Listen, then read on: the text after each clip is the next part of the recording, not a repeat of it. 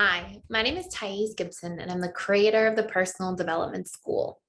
This is your daily breakthrough video, and in this video, I want to talk to you about some key signs that you are healing emotionally as a dismissive avoidant, although it may be uncomfortable.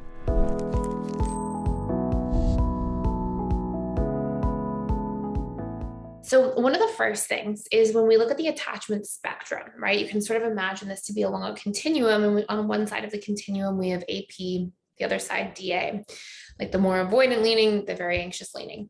And what's really interesting is that part of healing to become secure means really coming into balance, coming into center, right? So being able to learn how to do healthy interdependence, not to be codependent and not to be counterdependent or so independent that you don't need anybody at all, but to learn like a healthy balance of access to both aspects of self. So what's really interesting is that on one side of the continuum, you have the very independent, dismissive avoidant. And part of what characterizes becoming secure is having an ability to rely on others as well as self. And so when a dismissive avoidant starts moving out of like that super intense hyper self-reliance, they start to open up a little bit, become more vulnerable, feel their emotions a little bit more, and really learn to rely and receive from others a little bit in relationships. And not receive just what others give to them, but receive things they actually need through communication, self-expression, speaking their truth.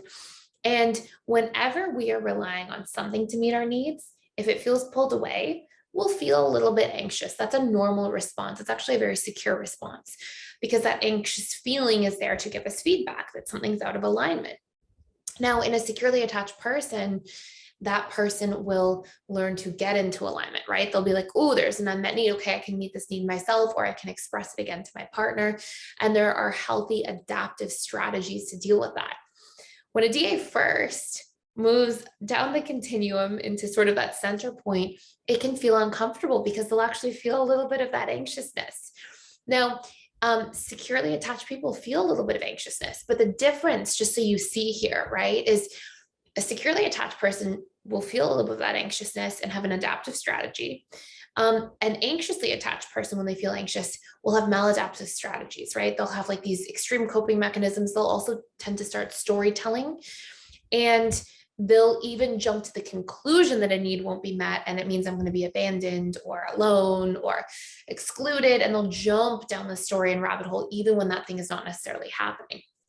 So for the dismissive avoidance specifically, one of the first uncomfortable signs of healing can be that you feel a little bit of anxiety sometimes. There's a little bit of, I would say it's like a 2 out of 10, and it's like a little bit of discomfort. And that's actually a call to communicate your need more clearly, or go back and communicate it again, or to then meet that need in relationship to self if your loved one is not available for whatever reason at that time. So that's number one. Number two is that you will start to feel more of your emotions. And it's going to be uncomfortable at first because it's so far out of a subconscious comfort zone, but it's so powerful. We have to feel things in order to really heal them at a deeper level. And so by really recognizing these patterns and being able to go inward and start using your emotions as the feedback that they are, it empowers you to be like, okay, my emotions are giving me feedback. What's going on? What's out of alignment? What's taking place for me at a subconscious level? And then to solve for that, which can be a really fantastic thing. But without being aware of our feelings, it's harder to make decisions. We often don't know what our needs are, what we truly want. And DAs often just get into like survival needs and numbing. And they really have a hard time coming out of that. So if you're coming out of that numbness and actually feeling, yes, it can feel a little uncomfortable at first, but it's a really beautiful, powerful thing.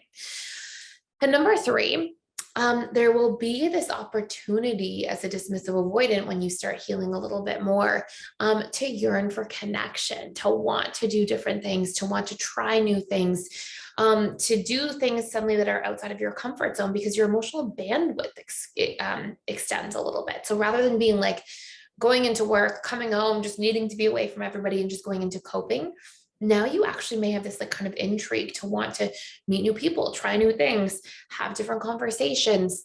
And so that can be uncomfortable at first because it can be strange and a part of your like identity that you're not really used to at a subconscious level, but it's a really beautiful sign.